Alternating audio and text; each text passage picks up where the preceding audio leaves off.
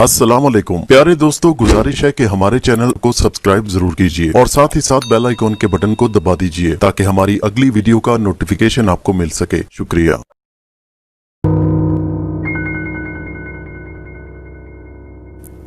बड़ी शफाफ सड़क थी जिसके दोनों तरफ लगी स्ट्रीट लाइट्स की रोशनी से सामने सड़क पर दिखाई देने वाली हर चीज बड़ी वाज़ेह नजर आ रही थी। ये रात के तकरीबन 10 बजे का वक्त होगा। एक नीले रंग की वैगन जिसमें उस वक्त 7 अफराद, जिनमें से 2 लेडीज और एक मर्द, 3 बच्चे और एक छोटी बच्ची शामिल थी। वैगन सड़क पर 85 किलोमीटर फी घंटा की रफ्तार से फराटे भरती मशरिक की जानिब बढ़ती जा रही थी। गाड़ी में हल्का हल्का म्यूजिक चल रहा था और मर्द के साथ वाली सीट पर बराजमान एक खूबसूरत और दरमियानी उम्र की औरत हाथ में कोक की डिस्पोजेबल बोतल थामे आहिस्ता आहिस्ता घूंट भर रही थी। पिछली सीट पर एक और औरत जिसकी उम्र तकरीबन 45 साल के लगभग जरूर होगी बैठी थी और उसके साथ एक बच्चा और एक बच्ची भी थे और उनकी पिछली सीटों पर 2 बच्चे बैठे मोबाइल पर गेम खेलने में मसरूफ थे। गाड़ी की रफ्तार से बखूबी अंदाजा हो रहा था कि इसके मुसाफिरों को अपनी मंजिल पर पहुंचने की बहुत जल्दी है। जिस रफ्तार से वो आगे बढ़े चले जा रहे थे, इससे किसी नाखुशगवार हादसे का अंदेशा था। लेकिन गाड़ी का स्टीयरिंग जिन हाथों में था, उससे अंदाजा होता था कि ड्राइव करने वाला ड्राइविंग में बला का तजर्बा रखता है। इसलिए गाड़ी बगैर डगमगाए सीधी सड़क पर फराटे भरती जा रही थी। मेरे ख्याल में हमें रात 12 बजे के करीब शाम नगर पहुंच जाना चाहिए। मर्द की आवाज गाड़ी में गूंजी। जी मुझे भी यही लगता है, क्योंकि पिछली बार जब हम घर से निकले थे तो उस वक्त हमारी गाड़ी की स्पीड 60 किलोमीटर थी और हमें 3 घंटे लगे थे। लेकिन अब जब हम 85 की स्पीड से जा रहे हैं तो उम्मीद है 1 घंटे पहले ही शाम नगर पहुंच जाएंगे और रस्म से आध घंटे पहले ही पहुंच जाएंगे। साथ बैठी उस खूबसूरत औरत ने कोक सिप करते हुए जवाब दिया। लेकिन भाईजान, मैं आपसे यही कहूंगी कि आप गाड़ी को तेज ना चलाएं, क्योंकि मुझे डर लग रहा है। पीछे बैठी दूसरी औरत ने लुकमा दिया। वो चेहरे से हकीकत में डरपोक लग रही थी। इसकी बात सुनकर सामने बैठे दोनों मर्द और औरत जोर से हंस दिए। वो उसकी बुज़दिली और खौफ से महसूस हो रहे थे। सना, तुम तो ऐसे घबरा रही हो जैसे मैं पहली बार इतनी स्पीड से ड्राइव कर रहा हूँ। आप मेरे साथ बहुत कम सफर करते हो, इसलिए मुझे इतनी स्पीड से गाड़ी चलाते देखकर घबराते हो, मर्द ने सामने देखते हुए कहा। इससे पहले कि पीछे से कोई जवाब मिलता, उसने अचानक से जोर से ब्रेक लगा दिए और गाड़ी उलटते उलटते बच गई। उफ मेरे खुदा, ये क्या चीज थी जो अचानक सड़क के दाएं तरफ से लुढ़कती हुई ऐन उनकी गाड़ी के सामने एक फुटबॉल की मानिंद उछली और सड़क के दूसरी जानिब चली गई। अगर वो बर वक्त ब्रेक ना लगाता तो शायद वो चीज उनकी विंड स्क्रीन से जरूर टकरा जाती। अचानक ब्रेक लगने और गाड़ी के डगमगाते ही साथ वाली औरत और पीछे के तमाम अफराद खौफजदा होकर चीखने चिल्लाने लगे और खुद मर्द की हालत भी पतली हो रही थी, क्योंकि वो भी इस अचानक मुसीबत से घबरा गया था। अगर वो ड्राइविंग में महारत ना रखता होता तो उस वक्त वो सड़क के किनारे जख्मी हालत में पड़े एम्बुलेंस का इंतजार कर रहे होते। लेकिन इस वक्त उसकी महारत ने इस समेत उसकी फैमिली के तमाम अफराद को महफूज रखा। गाड़ी एक जानिब खड़ी करके और तमाम अफराद की खैरियत दरियाफ्त करके वो अपनी साइड का दरवाजा खोलकर बाहर निकला। उसकी फैमिली ने उसे ऐसा करने से रोका, लेकिन वो इंसानी तजस्सुस के हाथों मजबूर होकर बाहर निकल चुका था। उसका रुख उसी जानिब था जिस तरफ वो अजीब चीज लुढ़कती हुई चली गई थी। उसके घर के दीगर अफराद गाड़ी में बैठे आंखें फाड़े उसे देख रहे थे। दूसरे लम्हे वो मर्द बड़ी तेजी से भागता हुआ गाड़ी की जानिब लपका।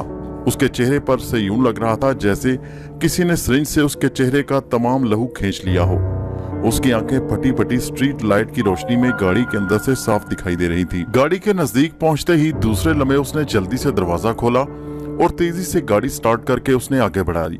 लेकिन अभी वो एक फरलांग ही गए होंगे कि सामने सड़क पर एक इंसानी जिस्म उछलता हुआ नमूदार हुआ, जो सर से महरूम था और उसकी गर्दन से खून फवारे की मानिंद टपक रहा था।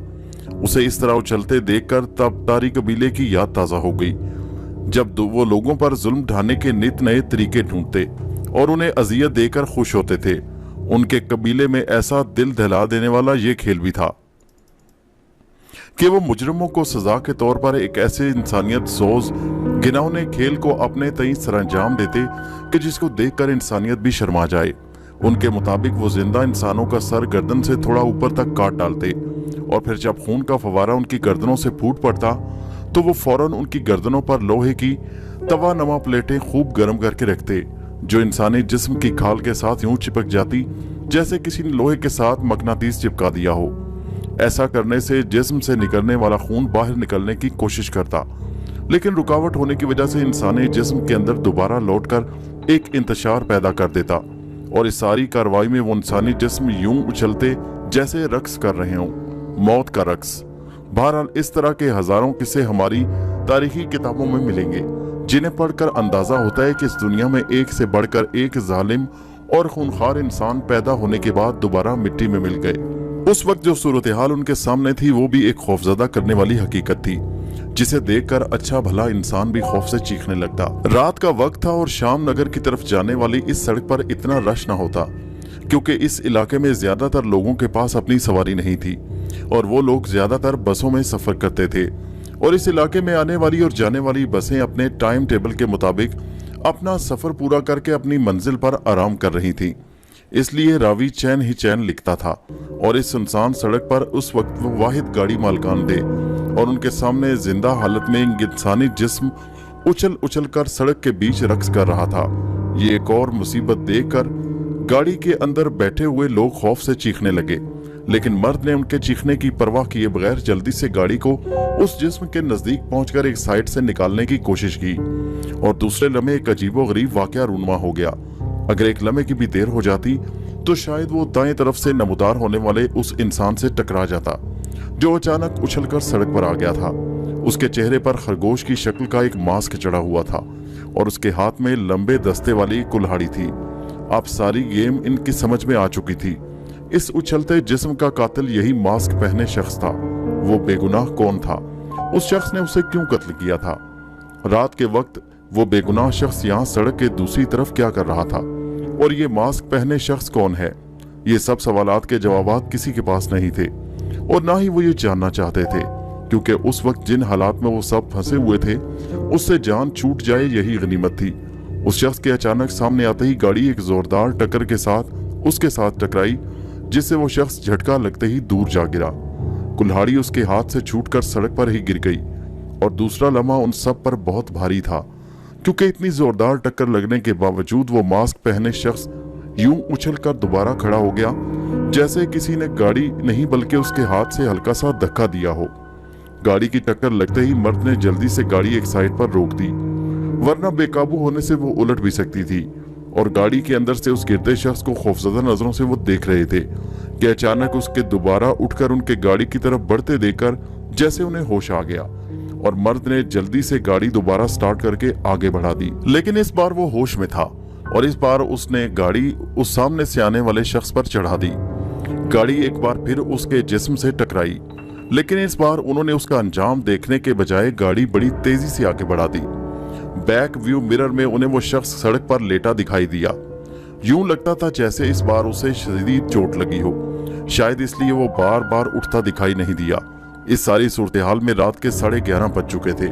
वो काफी लेट हो चुके थे, वरना उस वक्त वो शाम नगर के नजदीक पहुंच चुके होते।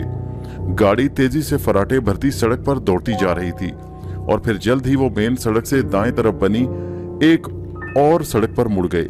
ये छोटी सड़क जो तकरीबन 12 फुट चौड़ी होगी, सीधी शाम नगर के अंदर जाकर खत्म होती थी। सुबह और शाम के वक्त इसी सड़क पर सफर करके बस मेन सड़क पर पहुंचती, जो सीधी शहर की जानिब जाती थी।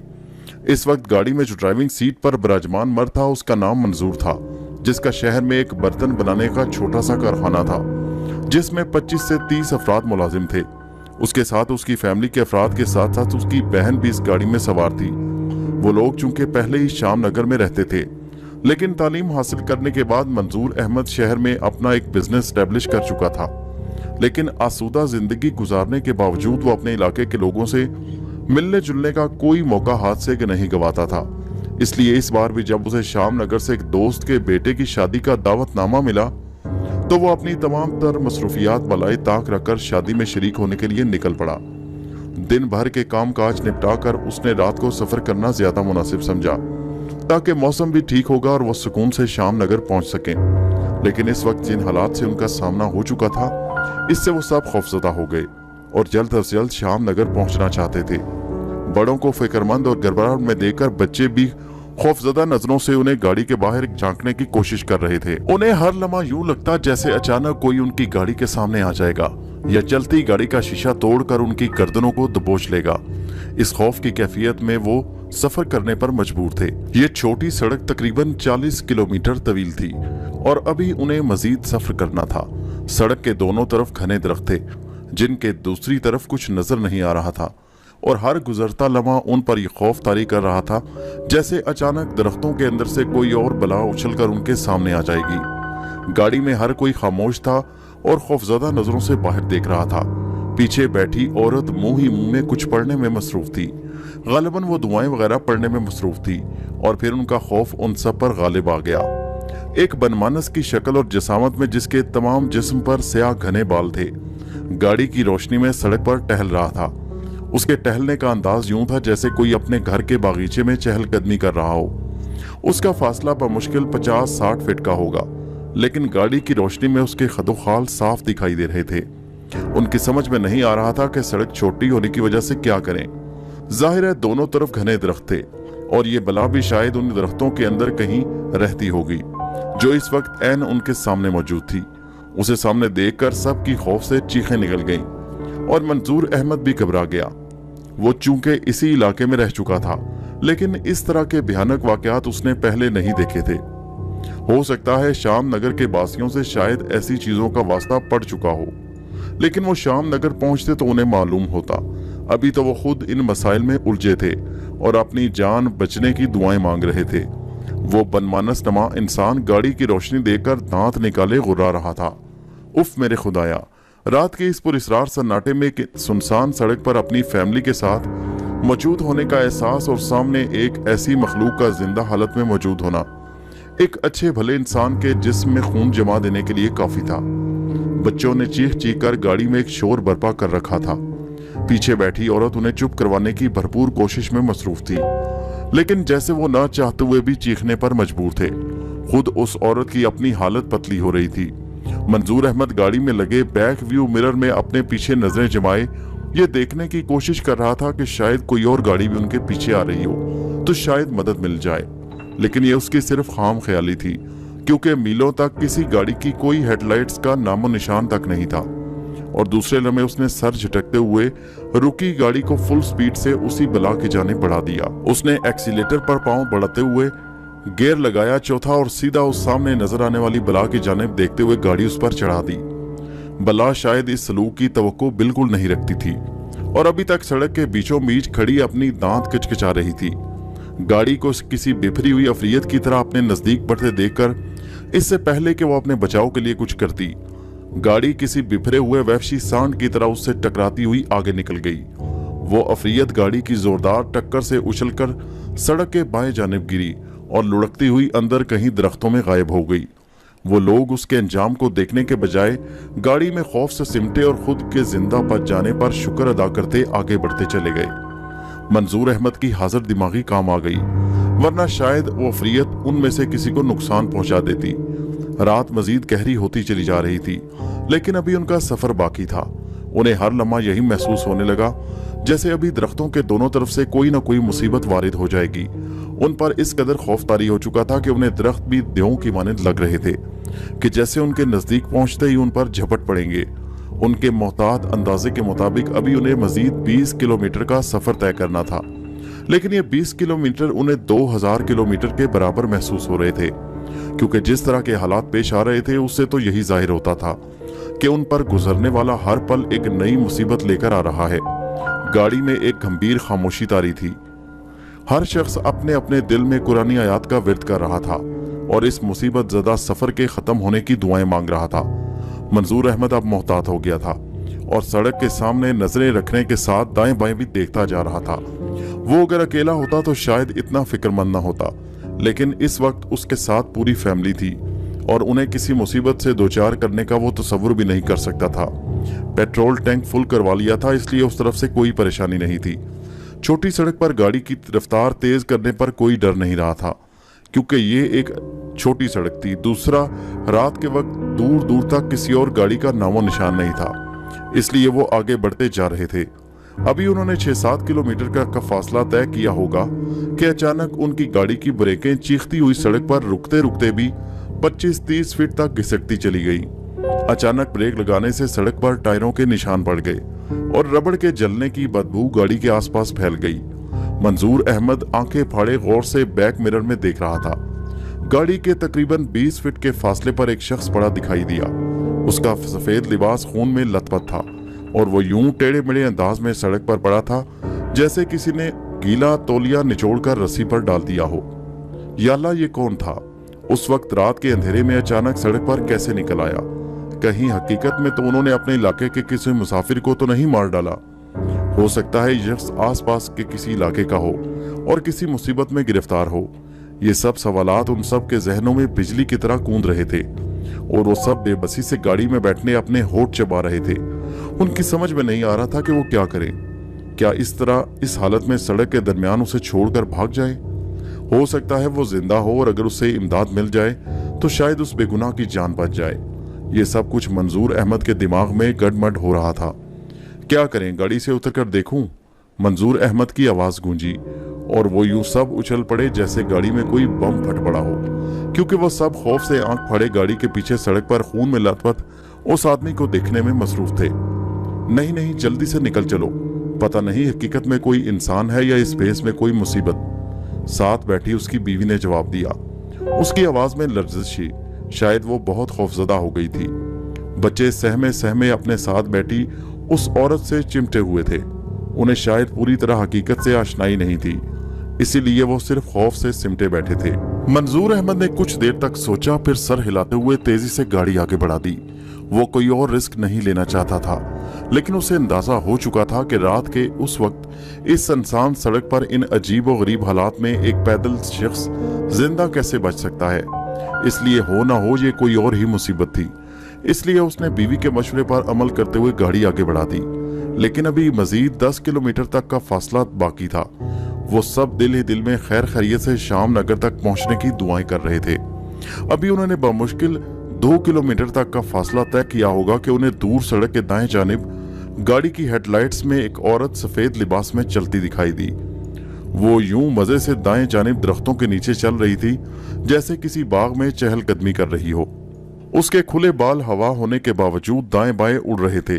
सोचने की यह बात थी कि मौसम में किस कदर खुनकी थी, लेकिन हवा का नामो निशान नहीं था। फिर उसके बाल हवा में कैसे उड़ रहे थे?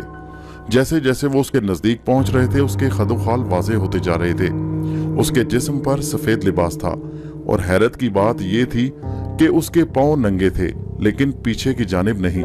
जिस तरह आम तौर पर कहा जाता है कि पिछल पैरी या चुड़ैल के पांव उल्टे होते हैं, लेकिन इस वक्त जो औरत उनके सामने मौजूद थी वो अपने सीधे पांव से चल रही थी। हो सकता है ये मॉडर्न बला हो। ये मज़ह का खेज ख्याल मंजूर अहमद के दिल में इसी नाजुक सूरत में भी आ गया और वो अपनी सोच पर पहली बार हंस पड़ा। उसके साथ बैठी उसकी बीवी उसके हंसने पर उसे देखने लगी जैसे उसकी दिमागी हालत पर उसे शुबा हो। उसे कुछ शक होने लगा कि इन पे दर पे नामुनासिब हालात का असर कहीं उसके शौहर के दिमाग पर न हो गया हो।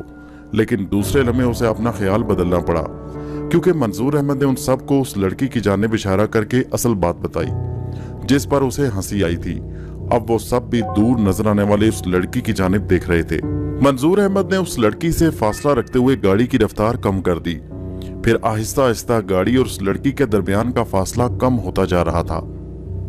समझ से बालातर था कि वो लड़की खड़ी थी या चल रही थी, क्योंकि गाड़ी उसके नजदीक हो रही थी और वो लड़की चलती नजर आने के बावजूद आगे क्यों नहीं जा रही थी। जब उनके और लड़की के दरमियान फासला तकरीबन 15 फीट के करीब रह गया तो लड़की ने अचानक अपना चेहरा गाड़ी की तरफ घुमाया। उफ खुदाया, उस लड़की की आंखें बेनूर थीं। उसकी आंखों की स्याह पुतलियों की जगह सफेद सफेद आंखें उन्हें यूं घूर रही थी जैसे वो सबको गाड़ी में बैठे होने के बावजूद अच्छी तरह देख रही हो। उसके बाल हवा में ज्यादा उड़ने लगे और फिर उसने अपने दोनों हाथों को यूं पर उठाया जैसे तस्वुर में किसी की गर्दन दबोच रही हो। उसके हाथों की उंगलियों के लंबे नाखून 6-6 इंच के तो जरूर होंगे और 1-1 इंच के करीब मुड़े हुए थे और यूं ऊपर उठे थे जैसे वो भी उछलकर उनमें से किसी की गर्दन दबोच लेगी। वो सब जो बड़ी मुतजस्सिस नजरों से उसे देखने में मसरूफ थे। यूं अचानक पलट कर उसके चेहरे को देखा तो उन सब के मुंह से खौफ के मारे चीखें निकल गईं और मंजूर अहमद खुद भी खौफजदा हो गया और स्टीयरिंग उसके हाथ से छूटता छूटता बचा, वरना गाड़ी दाएं तरफ दरख्तों से टकरा जाती। उसने गाड़ी को कंट्रोल करते हुए अपने हवास पर काबू पालते हुए जल्दी से गियर बदला और गाड़ी की रफ्तार बढ़ाते हुए उसे उस लड़की से टकराने के बजाय आगे बढ़ा दिया। वो यहाँ ज्यादा देर नहीं रुकना चाहता था।